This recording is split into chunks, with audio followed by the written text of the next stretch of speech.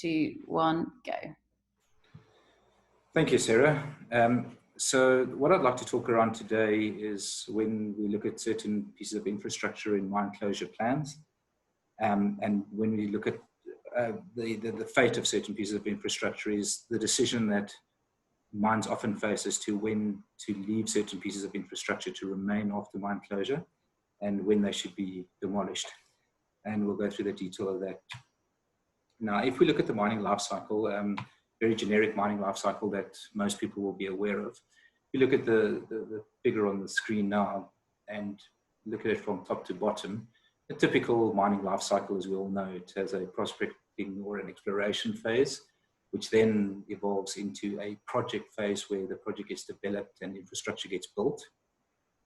It then moves into what we know as the operation or the extraction phase, which is pretty much the life of the operation. And then culminating eventually once the resource has been depleted in the closure or reclamation phase, as you see down in blue. A different way of presenting it could be from left to right in this figure that's appeared now, where the exploration stages start towards the left of the figure, moving as the mine progresses, and the operation phase moves along towards the closure phase on the right.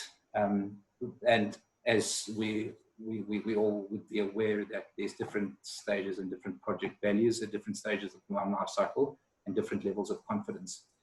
So today I'd like to talk about the closure phase specifically and focus in on the closure phase and how one would look at aspects related to infrastructure and risks associated with the closure phase.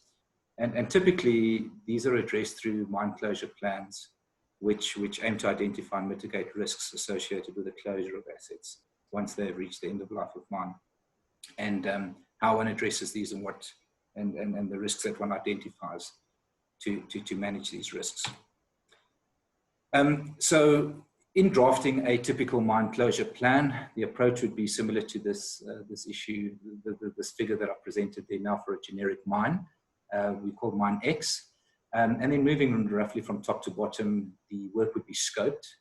That scope would include the physical, biophysical and social aspects associated with that mine, where we would look at information reviews and previous closure plans and collect and gather information as one typically would. And then these would be assessed with a variety of inputs to try and draft and develop a closure plan. These would include aspects such as governance aspects, which may include statutory or corporate requirements, the context within which the mine site is situated. And again, I'd emphasize that the context is assessed for the physical, the biophysical, and the socioeconomic components that the mine is exposed to, gaps that are associated, and then interested and affected party consultation, which are important inputs into the plan. We would then typically develop a closure vision with objectives and end land use, some type of end land use that we envisage or that we would try to achieve post-closure. And then quite a comprehensive risk assessment process, which is a very important part of closure plans.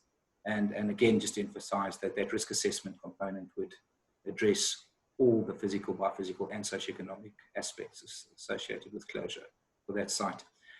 Then from the risk assessment, if you go down, you'd see we go through a process of developing closure criteria to address the risks that have been identified, all with the objective of essentially culminating in a closure cost estimate, which we would then use to try and estimate the liability associated with that mine site and the costs that would be needed for financial provisioning and to fund the closure of that site.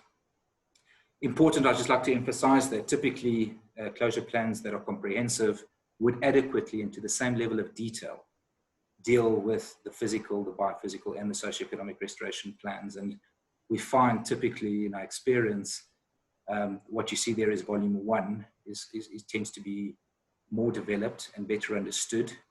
Biophysical, a bit less than the physical restoration, but certainly both the physical and biophysical restoration gets a lot more attention than the socioeconomic restoration plan typically gets in these closure plans.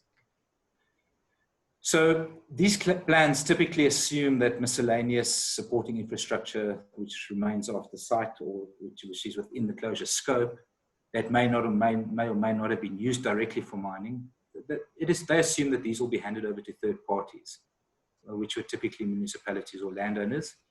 And primarily we find in our experience that for two reasons. The first is, as you can see at the bottom, with the bottom arrow pointing up, is that they are advocated to fulfill future social obligations. But what they also do practically is that they reduce the liabilities associated with demolition. So there's an incentive to try and put as many or as a large number of these buildings or pieces of infrastructure and to exclude them or omit them from the closure cost estimate with the objective of reducing the liability with the intention of fulfilling social obligations. But it's a balance between what goes in and what goes out, the liability estimate, in terms of what is fair play and what not. So typically in plans that we do, the infrastructure that would be earmarked for donation, and typically these would come from the mining houses, or mining houses would have quite a strong idea of what they perceive to be valuable infrastructure that should remain behind for third parties to use. Within the mining space and the mines, they're typically buildings that have remained, offices, buildings that have got civil integrity that would still be useful, and typically are buildings that could function quite effectively even if the mine should close. These would include workshops where third parties could use these to continue with engineering works, for example, are often proposed. Infrastructure also includes infrastructure associated with services. Typical examples would be water supply pipelines, water reservoirs or water storage facilities, and electricity supply infrastructure that would remain, in many cases, that were dedicated to supply the mine with electricity. A large portion of the infrastructure scope typically resides in mine villages, where it would be civil infrastructure associated with people and the village and settlements, including housing, community services such as clinics or hospitals, fire stations, and then recreational facilities and clubs, sports grounds, sports facilities, and bars, pubs and bars and restaurants and the like. And then finally, infrastructure typically associated with the logistics, which would include aerodromes and airstrips, roads and railways. The challenge comes in with these infrastructure when roads and railways, for example, only service the mine and don't typically have a route or a purpose once the mine closes. So that gives you an indication of the type of infrastructure that is typically within the scope of these discussions that mines typically propose to leave for communities. These are just random images of sites that we've worked on, and images where I'd like to point out a few aspects. They are typically sites that you'll see in all of them. There are mine villages associated with the mines. They typically have supporting infrastructure that we've mentioned. You can see airstrips there and roads that access them. But the one thing I'd like to point out with these sites is that they all have in common is that they all tend to be in very rural locations. So they're not adjacent to any economic centers where there may be urban economic centers. So they all tend to be heavily dependent on their adjacent mines and the mines that support them. And then in this case, which is typically from the Northern Cape region of South Africa, is that they are in very isolated areas and in very, it takes a long traveling to these mines is often time consuming, and they're very rural in their location. So just in terms of mining areas in South Africa, to give context, the Council for Geosciences has published the typical commodities that are mined in South Africa and their approximate locations, as you can see there, and they stretch in a sort of southwesterly and northeasterly band along the country, where certain commodities tend to be clustered, as one would expect for those geological commodities. the image that I've just put on the screen now shows abandoned mines within the vicinity of the South African settlement areas, and there's a vast locations where mines tend to be abandoned. Many of these are quarries and mines, and they tend to overlap with, as one would expect, the commodity areas where they're mined, and South African settlement areas where we have quite high concentrations and dense population concentrations. The abandonment of mines raises the issue that we're raising today, and shows, if one looks at an online search and goes through quite a large number of sources, if you go online, where essentially the abandoning of mines and the impacts of these abandonment of mines has become quite a challenge in the South African context, where, as you can see on this slide from various random articles that I've got, that the impacts associated with abandonment of mines are far-reaching, not just for communities, but also for governments, in terms of being able to fund these communities to address issues such as the well-being, housing for people, and the well-being of people within these communities. Often the common thread along with all these along these examples are that there's a shortage of jobs is typically a big challenge, and the lack of funding to fund adequate maintenance and management of these towns. It's not just a South African problem. I think this is just an example from the States, and once again, there's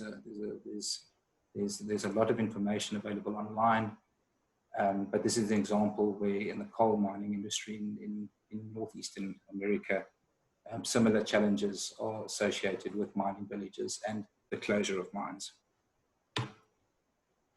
So moving to the reasons as to why, and trying to understand why we're in this situation, one of the reasons that we look at and what could represent one of the challenges and lead us towards understanding this aspect in a bit more detail is the mine life cycle management and the planning of life cycle management.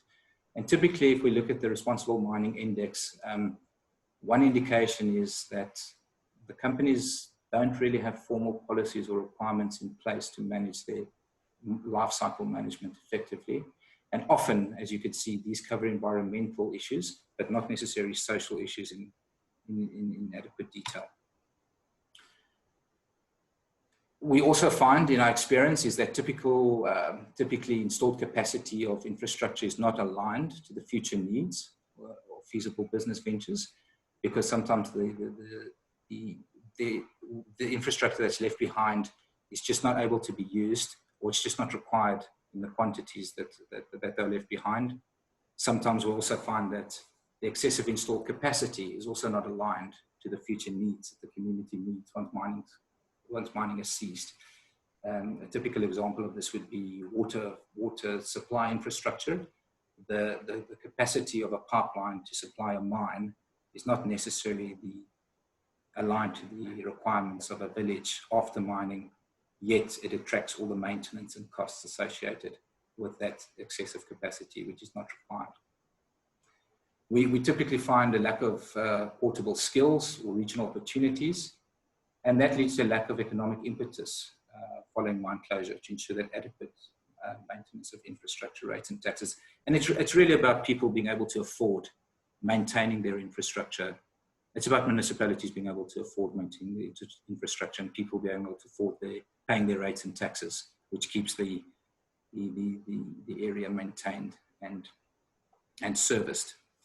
And typically, interestingly, the Responsible Mining Index also found that no company showed any evidence of disclosing its financial surety, specifically for socioeconomic liabilities, which is also very telling and could lead us as to further reasons as to why the requirements for sustainable socioeconomic environments are not well understood, because we don't necessarily disclose all our financial surety arrangements that are required.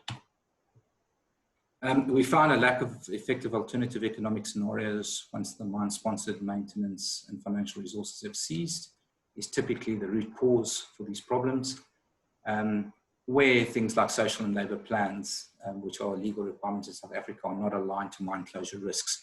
And I think that basically says that the mines don't necessarily put their operational spend in the right areas to address risks that have been identified by the mine closure processes, the mine closure risk assessments. Often we find too, in addition, that in mining towns specifically, that the lack of municipal metering equipment and the lack of understanding of the future maintenance requirements and the cost requirements contributes to people taking on infrastructure and municipalities tending to take on infrastructure, but arguably not fully understanding the future maintenance and cost requirements associated with inheriting those facilities. And again, in the Responsible Mining Index, we might find answers, and they suggest answers as to why we might have these situations, because companies don't necessarily assess the requirements on a systematic basis to fully understand all the risks. So in closing, that brings us to the demolition paradox. And the point really that the question we're really asking is, what is the post-closure solution in a context where a feasible alternative economic model to mining is absent? Because what we have seen and what history has taught us and what we see in our experience is that despite the good intentions of mines, you know, those donations frequently deteriorate to a point where they expose a lack of planning, a lack of sustainability, and a lack of delivering positive legacy ambitions. Because typically there's a lack of an alternative economic solution. So what we find in a lot of our work, although it seems irrational, the demolition of functioning infrastructure may often be the only solution. Because we find when you go through some of these towns that have been closed for a long time and that have been deteriorated, that you find people are impoverished, and you go through these towns and we just see that it does not work. It does not work if people don't have jobs. It doesn't work if people have to resort to illegal activities to keep themselves afloat. So the notion, so often when we sit with clients and with mines, you know, the notion of demolishing structures with long-term civil integrity is absurd. And I think we all agree with that. And they're saying it's absurd that you're going to demolish these things that can be used. But what I put to you is that absurd is actually the assumption that communities can inherit mining liabilities with inadequate regional economic planning and then expect them to be prosperous. I would argue that that's more absurd than actually just saying, let's get rid of some of these infrastructure and then take the problem away. So in closing, I think I'll leave you with that. Essentially, what we're proposing, it's not really a debate about whether existing infrastructure will be beneficial or positively received. I think that speaks for itself. It's clear that it is positive and it will be beneficial. But the debate is really around whether donated infrastructure can be profitably repurposed and maintained to facilitate a sustainable economic future. And I think that's where the focus needs to be, on getting an alternative economic system in there to allow people to maintain their infrastructure rather than just inheriting it and these things deteriorating with time, as we see. Thank you very much. Brilliant. Thank you very, very much, Ralton. If we just keep going for a second, can I ask you just a couple of questions? Is that okay? Please. Thank you, Sarah. Cool. So with regards to this, I mean, I think what you put on the table here is an incredibly emotive conundrum in a way, because what it almost shows us is what initially feels like the right answer might be the wrong answer for the long term. Have you seen any examples of where people really have got this right? Or is it a case of actually the places where it's planned to be right have yet to actually reach full closure?